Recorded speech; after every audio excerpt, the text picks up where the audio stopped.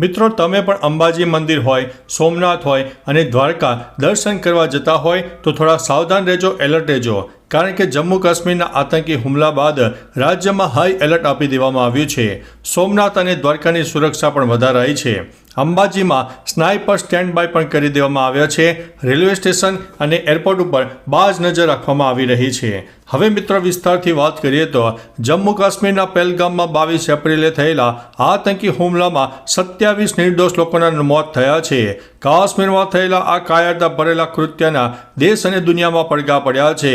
આ આતંકી હુમલાના પગલે દેશભરમાં હાઈ એલર્ટ આપી દેવામાં આવ્યું છે અને સુરક્ષા એજન્સીઓ પણ સતર્ક થઈ ગઈ છે. અમદાવાદ સહિત રાજ્યભરમાં એલર્ટ આપવામાં આવ્યું છે, જ્યારે પોલીસ તેમજ એજન્સીઓએ કોઈ અનિચ્છનીય બનાવ ન બને તે માટે પણ ધ્યાન રાખી રહી છે.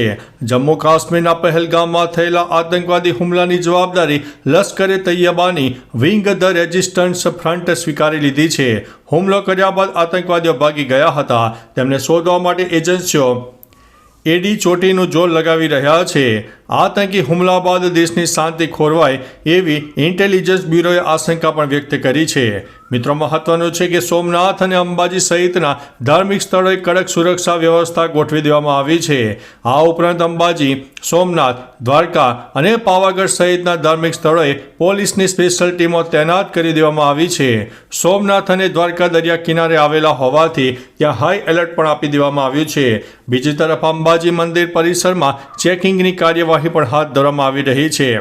અંબાજી મંદિરમાં સ્નાઇપર પણ સ્ટેન્ડ બાયમાં કરી દેવામાં આવ્યા છે. બનાસકાંઠા એસપી અક્ષયરાજ મકવાણાએ જણાવ્યું છે કે અંબાજી મંદિરમાં સ્નાઇપર સ્ટેન્ડ બાય કરી દેવામાં આવ્યા છે, જ્યારે એસઓજીની ટીમ પણ મંદિર ખાતે તૈનાત કરી દેવાઈ છે. ક્વિક રિસ્પોન્સ ટીમ આજથી મંદિરમાં રહેશે. મંદિરમાં આવતા તમામ શ્રદ્ધાળુઓનું ચેકિંગ કરવામાં આવશે, જ્યારે કોઈ અનિચ્છનીય બનાવ ન બને તે માટે તૈયારીઓ પણ કરી દેવામાં આવી છે. તો ચાલો મિત્રો, ફરીથી એક નવા સમાચાર લઈને મળતા રહીશો. ત્યાં સુધી અમને રજા આપશો. નમસ્તે.